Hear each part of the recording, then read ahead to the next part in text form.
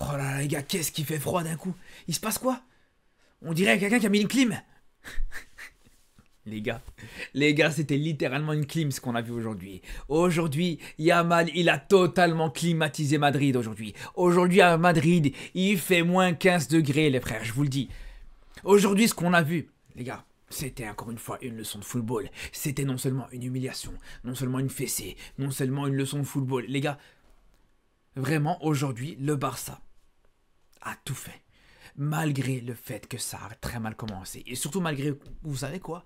Et surtout malgré le fait qu'aujourd'hui, normalement, t'aurais pu te faire voler.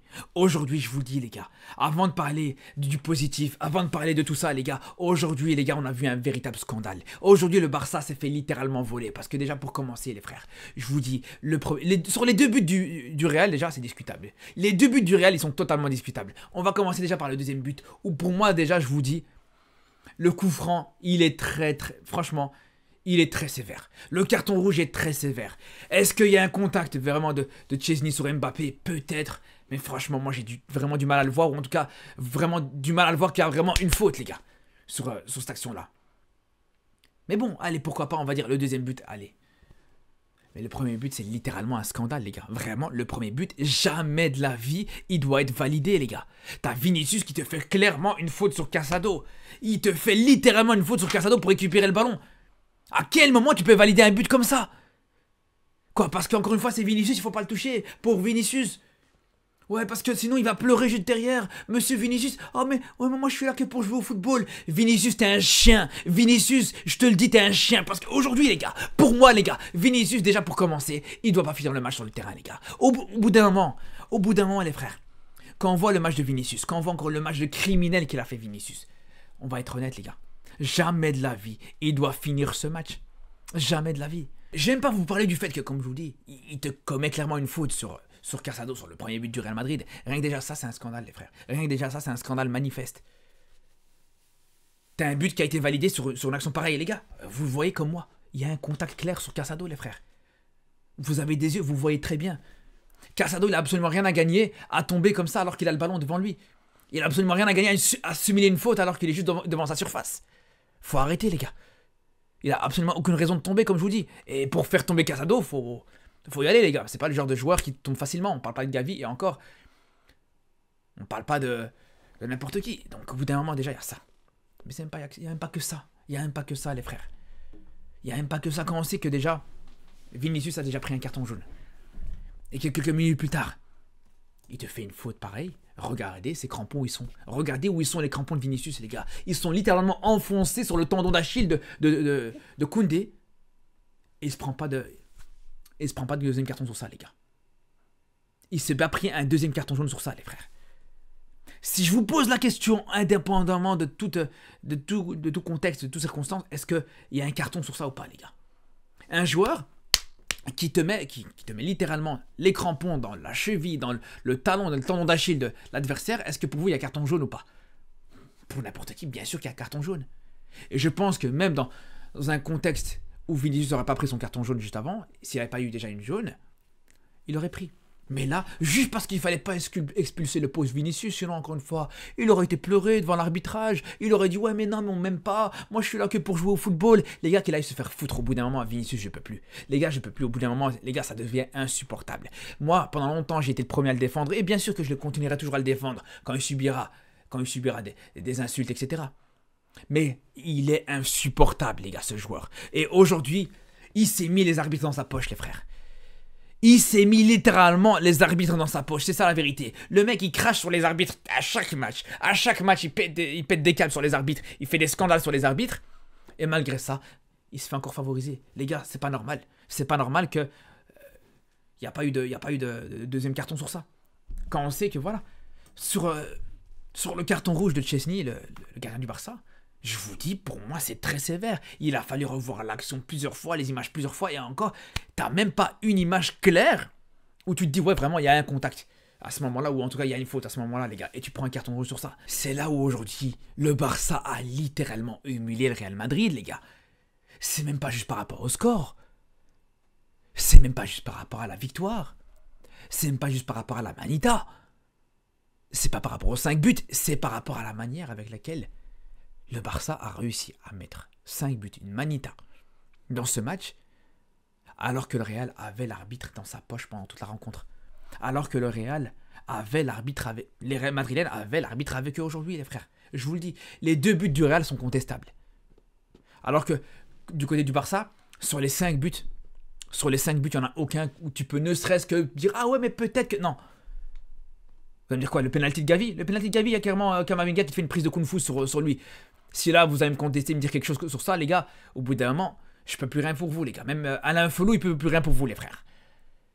Ça, c'est pour une première chose. Deuxième chose, les gars, je vous dis, franchement, se faire humilier, se prendre 5 buts, 5-2, en ayant un arbitre comme ça dès le début du match, en ayant 2 buts qui sont très, très discutables, c'est fort. Parce qu'aujourd'hui, le Barça n'a pas joué à 10 contre 11. Le Barça a littéralement joué à 10 contre 12, les gars, parce que l'arbitre avait un maillot du Real. Aujourd'hui, je vous le dis.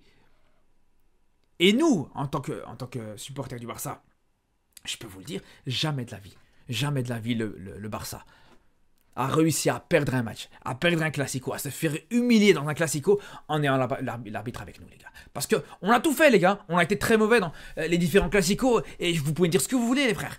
Vous pouvez me dire ce que vous voulez. Sur plusieurs classicos, on a été très mauvais. On a perdu. Avec ou sans l'arbitrage, mais on a perdu. Jamais j'ai parlé de l'arbitre. Jamais de la vie j'ai parlé de l'arbitre, les gars. Plusieurs fois, on perd avec un arbitrage qui est contre nous, mais jamais j'en ai parlé. Mais si un jour on devait littéralement perdre un classico en se faisant offrir un but, minimum un but, les gars, et se faire offrir un carton rouge pour l'adversaire, les gars, je vous le dis, si on perd un classico dans ces conditions-là, avec un but gratuit et un carton rouge presque gratuit, je vous le dis, j'aurais tellement honte, les frères. Je sortirais même plus de chez moi. Je vous le dis aujourd'hui, les Madrilènes, j'ai honte pour vous. J'ai littéralement honte pour vous, les frères. Et ouais, et j'ai envie de vous dire, heureusement que le Barça gagne aujourd'hui, les gars. Parce qu'aujourd'hui, vous n'allez pas me dire, ouais, non, mais c'est le seum qui parle, ouais, c'est parce que je suis dégoûté. Non, j'ai absolument rien à gagner à parler de l'arbitrage aujourd'hui, les gars. J'ai absolument rien à gagner à parler de l'arbitrage, mais je vous dis, c'est un scandale. Malgré la victoire, on a gagné, donc j'ai même pas le truc de me dire, ah ouais, mais non, c'est un scandale, les frères. C'est littéralement un scandale. Au bout d'un moment, quand on voit, les gars, aussi autre chose, les frères, quand on voit, et après on va fermer la parenthèse sur l'arbitrage, Mbappé, qui est blessé, ou en tout cas qui a une petite gêne à la cheville, le mec il se fait soigner au milieu du terrain, les gars. C'est du jamais vu. Le mec au milieu du terrain, il retire sa chaussure, il retire sa chaussette, voilà, t'as le staff médical qui est là pour le soigner, lui mettre son petit bandage, en plein milieu de terrain, les gars. Les joueurs devaient s'arrêter de jouer pour le regarder. Mais ils voulaient quoi, les gars? Ils voulaient pas aussi qu'on lui mette un fauteuil de massage, que juste derrière on lui mette la télévision, qu'il s'installe confortablement. Mais c'est pas une dinguerie ça, sérieusement, les frères? C'est le seul joueur qui a le droit de faire ça, les gars. Aujourd'hui, au Real Madrid, t'as littéralement des passes droits, les frères. T'as littéralement des passes droits.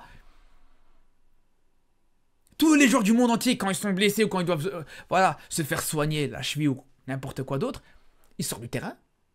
Ils sortent du terrain et après ils rentrent. Mais juste parce que le Real, encore une fois, avait peur de jouer quelques minutes sans Mbappé, voilà, non, il fallait soigner Mbappé.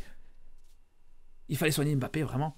En plein milieu du rond central, les gars, mais c'est du jamais vu. C'est vraiment clownesque ce qu'on a vu aujourd'hui, les gars. Il fallait que ce soit Rafinha qui prenne en otage le sac du staff médical du Real Madrid, les gars, pour qu'il sorte. Sinon, il serait encore là à l'heure actuelle. Il sera encore en consultation gratuite toute la soirée, les frères Mbappé. Ah, faut arrêter, les gars. Vraiment, faut arrêter. Donc, tout ça pour dire, là, par rapport à l'arbitrage, je vous dis, c'est littéralement un scandale. Je vous dis, Vinicius déjà doit prendre un carton rouge. Je vous dis, le carton rouge du Barça est très sévère. Le premier but du Real Madrid est très sévère aussi. Et si on termine là-dessus, Vinicius, normalement, il ne devait même pas jouer ce match déjà pour commencer. Le mec est suspendu. Le mec, il reçoit littéralement un carton rouge il y a 2 matchs d'ici. Comment ça se fait qu'il joue là? Mais bon, ça c'est encore un autre débat, on va pas rentrer dans ça. Après, au-delà de ça, bien sûr que, voilà, il y a eu aussi des erreurs du côté du Barça. Les 2 buts du Barça ne sont pas totalement que à cause de l'arbitre, par exemple. Et du côté du Barça, aujourd'hui, vraiment, défensivement, c'était très compliqué. C'était vraiment très compliqué. Et c'est même là où j'ai envie de vous dire encore plus, pour le Real Madrid, à quel point c'est vraiment humiliant, encore une fois. T'arrives pas à gagner contre une défense aussi mauvaise aujourd'hui, contre un Baldé qui était cataclysmique. contre un Araujo qui t'a fait une rentrée exécrable, on va y revenir aussi. T'as réussi à te faire prendre un but par Baldé. Non mais vraiment, c'est une humiliation les gars. J'exagère même pas quand je vous dis qu'aujourd'hui le Barça a humilié le Real les gars. Parce que quand on voit voilà, Baldé sur le premier but, où il se fait littéralement manger par Mbappé, franchement, c'est même pas ça qui est le plus surprenant les gars. J'ai envie de vous dire, c'est même pas ce qui est le plus surprenant par rapport à Baldé. Baldé, qui sur une autre action par exemple, le mec je comprends pas. Le jeu il est à gauche, il y a les deux joueurs qui sont dans son dos, à sa droite pour le coup, à gauche de l'écran. Lui il va à droite les gars, il va à contresens. C'est la première fois de ma vie que je vois un défenseur qui va à contresens de l'action les gars. C'est du jamais vu les frères. L'action est à gauche, lui il va à droite. C'est quoi ça? C'est quoi ce défenseur les frères? Tu m'étonnes qu'Mbappé il a joué énormément sur le côté droit aujourd'hui. Il a bien compris qu'il y avait quelque chose à aller gratter là-bas. Et il a tout à fait raison, il a bien fait les gars. Mais Baldé aujourd'hui ce qu'il fait c'est une dinguerie à quel point c'est mauvais. Et on l'a vu plusieurs fois. On le voit début de deuxième mi-temps. Rodrigo qui se retrouve absolument tout seul. Baldé qui l'oublie totalement. Alors que c'est l'un des meilleurs joueurs du Real Madrid, pour pas dire le meilleur joueur du Real Madrid aujourd'hui. La défense du Barça, c'était une catastrophe. Vraiment pour dire aujourd'hui que le Real Madrid a su mettre que 2 buts aujourd'hui, et 2 buts discutables. Que le Real Madrid a pas su mettre de buts à 11 contre 10 face à une défense du Barça aussi faible. Franchement, c'est très fort, les gars. Franchement, c'est très... Parce que, je vous dis, encore une fois, l'entrée d'Araujo, à part un duel gagné en fin de match face à Rudiger, un ou des duels gagnés par-ci par-là, vraiment, c'était une catastrophe. L'entrée d'Araujo, elle est catastrophique. Vraiment, qui quitte le club très très vite. Il doit aller à la Juve, qui parte à la Juve, les gars. Qui parte à la Juve. Si on prend 50 millions, je suis déjà content, les gars. Parce que vraiment, si on doit se le coltiner encore, avec son gros salaire, avec tout ça, les gars, ça va pas le faire. Vraiment, ça va pas le faire. Le mec, dites-vous, à peine il rentre, premier duel face à Mbappé, non seulement il te rate le duel, mais ça doit être Gavi qui est devant, qui est moins bien positionné et qui mesure 1m20. C'est Gavi qui gagne le duel face à Mbappé, les frères. Regardez-moi ça. Et juste derrière, t'as Baldé, Araujo plutôt. Araujo qui fait déjà une tête en plus qu'Mbappé, qui a même pas besoin de sauter. Il n'est pas capable de gagner le duel à ce moment-là. Je vais même pas vous parler des situations voilà, où il se fait prendre de vitesse, des situations comme ça, parce que ça encore à la limite, voilà, ça peut se comprendre, et il revient une blessure, etc. C'est même pas ça, c'est même pas juste ça. Mais ça, je vous dis, les gars, au bout d'un moment, tu perds ton duel face à Mbappé, ça doit être Gavi qui doit mettre la tête. Déjà là, c'est compliqué. Une autre action où le mec, il est presque quasiment au milieu de terrain, il doit renvoyer le ballon en touche, il n'est pas capable de renvoyer le ballon en touche. Sur cette action-là, il t'a renvoyé le ballon sur corner. On voit même pas là, sur l'image que je vous ai mis, on voit même pas le poteau de corner pour vous dire à quel point, les gars, c'est une dinguerie. Les gars, alors les frères, merci pour tout, mais c'est compliqué. Et voilà, je vous dis, les 1 contre 1 face à Mbappé, oui, il s'est fait manger par Mbappé, j'en parle même pas, les gars, ça c'est encore normal. Donc c'est pour vous dire à quel point aujourd'hui c'est très compliqué à Araujo, hein, vraiment très compliqué. Et bref, tout ça pour dire, les gars, que le Real ne soit pas capable de gagner ce match, ou même d'aller chercher l'égalisation. Avec une défense pareille, c'est fort les gars, franchement c'est très fort. Que le Real soit quasiment incapable de se procurer des situations en étant en supériorité numérique sur quasiment 30 minutes du match, même 40 minutes presque, parce que avec le temps additionnel, ça fait presque 40 minutes, que tu ne sois pas capable de marquer, ou ne serait-ce que de procurer des occasions concrètes pendant 40 minutes à 11 contre 10, c'est une dinguerie, vraiment c'est une dinguerie les frères. Parce que, les gars, au-delà de ça, même pendant les moments où le Barça était en infériorité numérique, on a même vu plusieurs fois des situations, des séquences où le Barça gardait le ballon, des séquences de passes, etc. Les frères. Vraiment. J'ai envie de dire, heureusement d'ailleurs pour le Real Madrid que Yamal n'était pas à 100%, qu'il n'était pas capable sûrement de jouer l'entièreté de ce match. C'est pour ça qu'il est sorti, dès le carton rouge. Mais c'était juste Yamal qui était resté et Lewandowski qui était sorti à la place de Yamal. Je pense que le Barça aurait pu aller chercher un petit but, même à 10 contre 11. Je vous le dis, je suis totalement honnête avec vous, les frères. Et il y en a qui me disent que j'abuse quand je dis à chaque fois sur les matchs du Real, à chaque fois ils s'en sortent de justesse, à chaque fois le Real ne mérite pas de gagner. Dans tel match, le Real ne mérite pas de gagner, ils s'en sortent vraiment sur un miracle. Le match contre Valence, contre la Real Sociedad, plein de matchs, les gars, on va pas revenir sur ça, contre Stuttgart et tout ça. À chaque fois, c'est la même chose. À chaque fois, je vous dis, Le Real s'en sort miraculeusement. Le Real ne mérite pas de gagner. On me dit, ouais, mais non, mais t'as le seum, les gars. Le Real est mauvais. Le Real est très mauvais, les frères. Je vous le dis. Cette saison, le Real n'est pas impressionnant du tout. Le Real s'est littéralement fait manger aujourd'hui par cette équipe du Barça. Comme je vous dis, qui n'était pas à 100%. J'étais pas du tout serein, moi, avant ce match, les gars, je vous le dis. Avant ce match, j'étais pas serein. Je sais que cette équipe du Barça, mentalement, elle n'était pas dedans. Ça fait plusieurs matchs où on est dans une spirale un petit peu négative. Ça fait plusieurs matchs où c'est compliqué. Même le match contre Bilbao, tu le gagnes difficilement. C'était pas tout rose. T'as le match contre l'Atlético qui a peut-être laissé un traumatisme pour le Barça. T'as la Olmo qui a donné beaucoup de problèmes à cette équipe-là. Et tous les joueurs ont été impactés par ça mentalement. Et malgré ça, t'arrives à aller chercher cette victoire. Et malgré le fait, en plus de ça, quand je vois voilà, que le Real arrive à ouvrir le score, malgré le carton rouge, malgré une faiblesse défensive du Barça, malgré le fait que tu reçois un but offert, malgré tout ça, t'es pas capable d'aller chercher l'égalisation, de gagner ce match. Vraiment, aujourd'hui, je vous dis, les Madrilènes, si j'étais à votre place aujourd'hui, j'aurais honte. Je pourrais même pas me regarder dans une glace. C'est pour ça, les gars, je vous dis, les Madrilènes, rejoignez-nous tant qu'il est encore temps. Rejoignez-nous. Quand on voit aujourd'hui Mbappé, ça devient littéralement le petit de Yamal. Mbappé, il est en train de tomber en dépression aujourd'hui à cause de Yamal, les frères. Alors ok, il fait un bon match aujourd'hui Mbappé, c'est pas ça la question.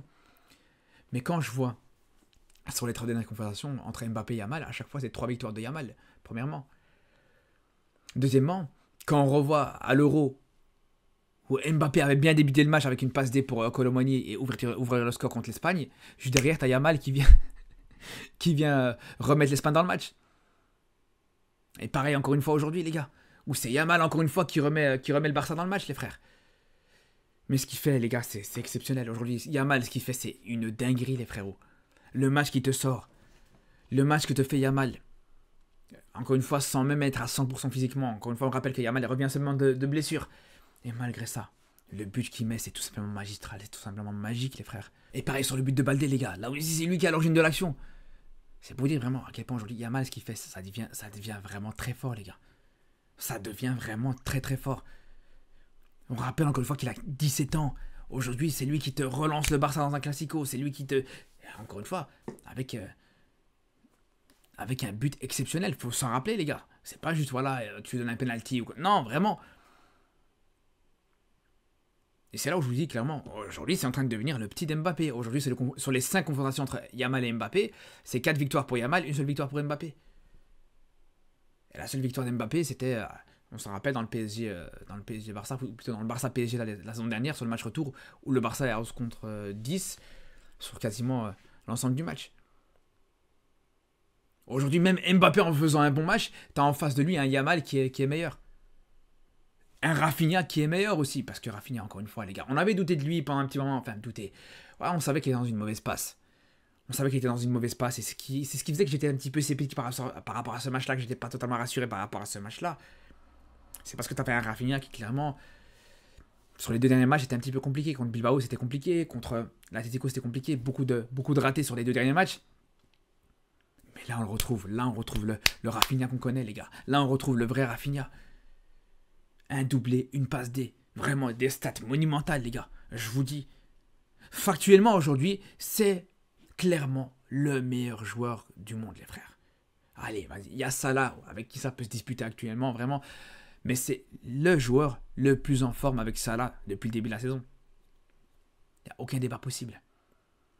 Quand on voit ses statistiques, c'est tout simplement stratosphérique ce qu'il fait. Ce qu'il fait, et c'est encore plus spectaculaire parce qu'il est capable de tout faire. Quand on voit ses 2 buts,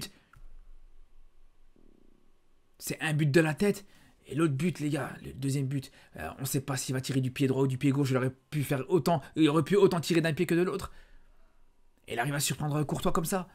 Même ça passe pour Baldé. Il te met Baldé dans les meilleures conditions pour qu'il puisse marquer.